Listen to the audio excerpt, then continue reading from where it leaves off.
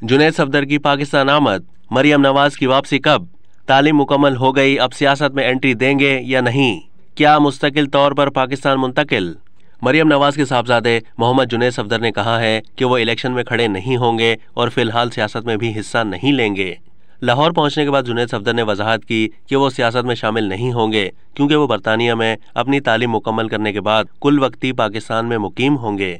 उन्होंने कहा कि वो फिलहाल पाकिस्तानी सियासत में दिलचस्पी नहीं रखते, वो सिर्फ अपनी वालदा और ख़ानदान की जिम्मेदारियां निभाने के लिए पाकिस्तान मुंतकिल हुए हैं और अपनी वालदा के काम और ख़ानदानी मामलात में उनकी मदद करेंगे, लेकिन सियासत में हिस्सा नहीं लेंगे।